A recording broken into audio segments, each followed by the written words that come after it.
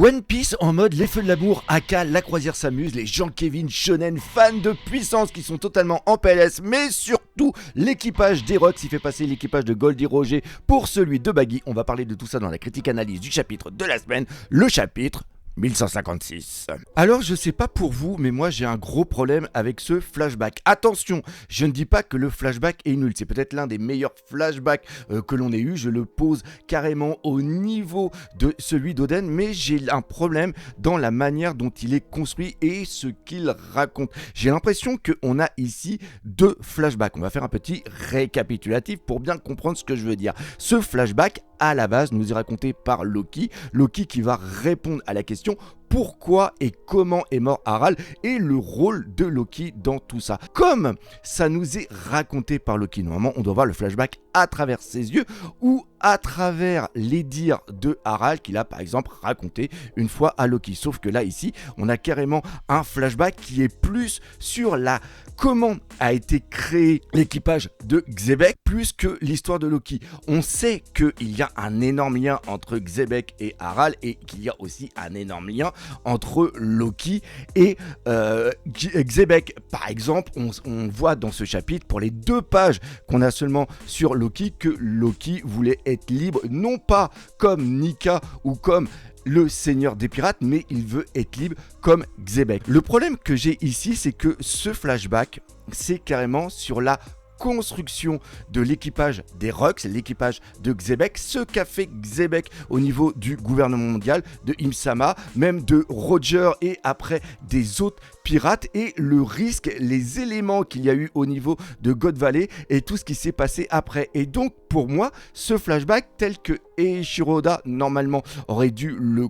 construire, peut-être que ça aurait été un peu plus tard. Imaginons par exemple, tout ça c'est une supputation, imaginons que Barbe Noire est obligé d'aller sur l'île de Big Mom et qu'il rencontre justement Stussen. Stussen voit la relation qu'il y a entre Barbe Noire et Xebec, que justement Barbe Noire est le fils de Xebec, et qui lui dit « Attends, je vais te raconter comment a été créé l'équipage de Xebec, parce que lui, Stussen, on voit qu'il en a fait partie, et c'est à partir de là, à travers les yeux de Stussen, qu'on a la création de cet équipage. Et j'ai l'impression, encore une fois, que Eiichiro Oda sent qu'il doit raconter énormément de choses, qu'on arrive sur la fin de One Piece, mais que One Piece ne doit pas s'éterniser, et qu'il doit raconter le plus de choses possible et le plus vite possible. Mais par contre, ce que l'on a ici va contrairement à l'inverse de ce qui nous est présenté au début de ce chapitre, c'est-à-dire l'importance qu'il y a dans la narration de l'équipage des Kuja.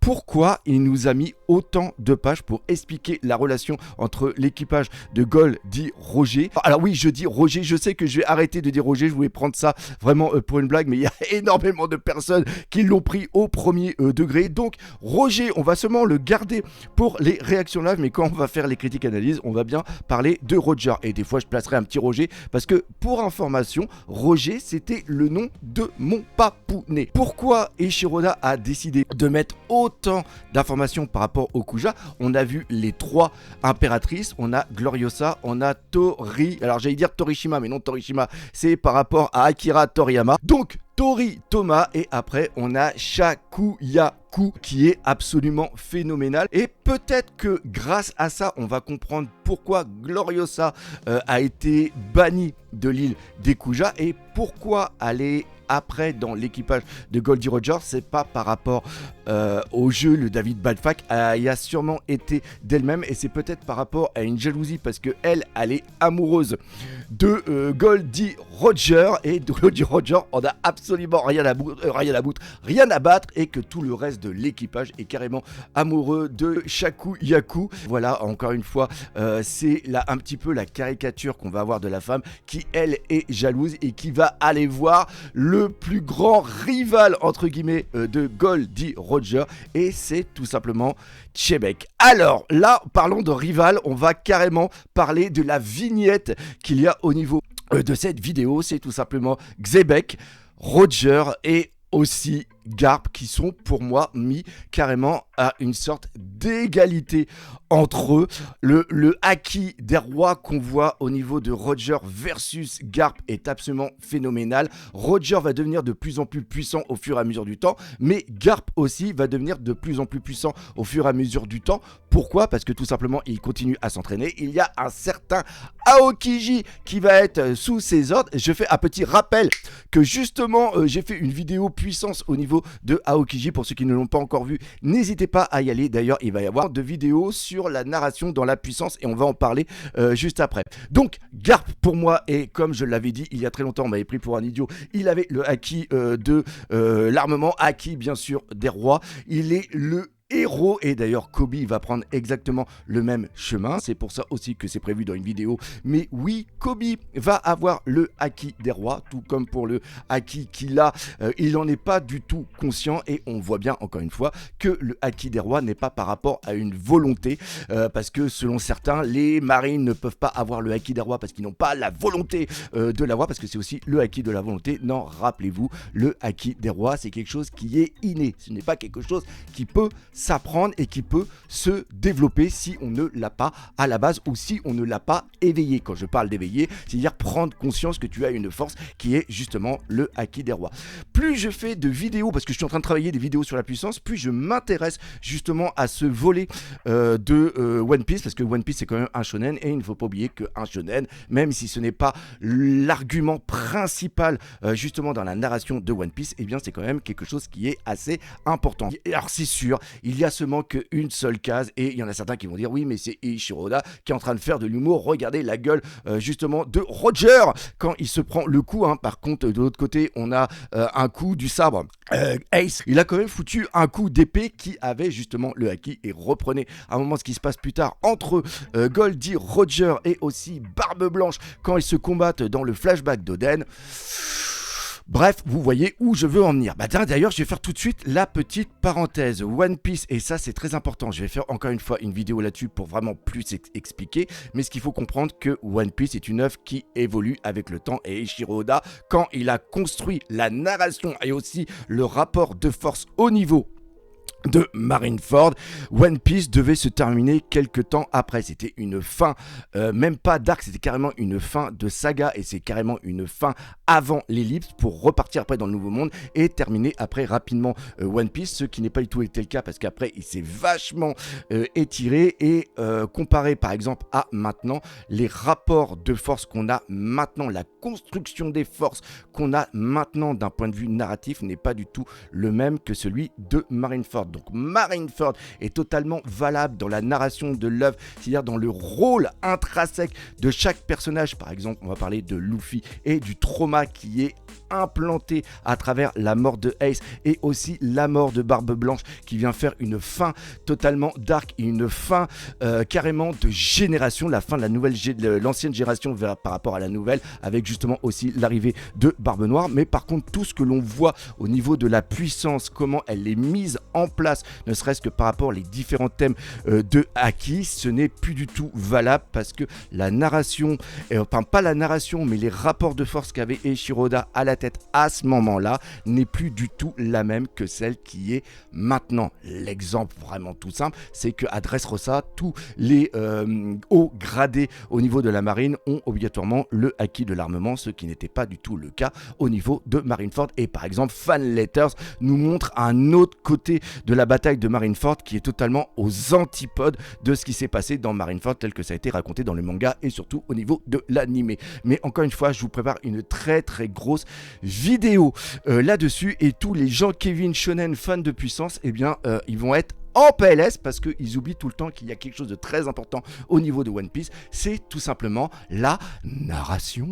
Après, on a le passage sur Loki, on a 2 pages sur Loki, Elbaf et aussi Hara. Loki qui est un mélange entre Luffy et aussi Oden, c'est-à-dire qu'il veut être libre et il veut partir parce qu'il se sent pas à sa place au niveau de Elbaf, mais surtout, encore une fois, Elbaf pour lui c'est que des faibles, et lui il veut être avec des personnes qui symbolisent la puissance. On voit aussi qu'il y a la maman de Ajroudine, Ida qui a toujours le base. On voit qu'il y a la jeune qui s'appelle Mato dans mes souvenirs et qui est la future personne qui va justement après reprendre le bar. Et après on va passer directement sur l'une des choses les plus importantes, encore une fois, c'est sur le flashback de l'équipage de Xebec. On voit qu'il y a une personne qui arrive, qui est lâche d'argent, qu'on n'avait pas encore eu le visuel. Le mec, il est absolument badass.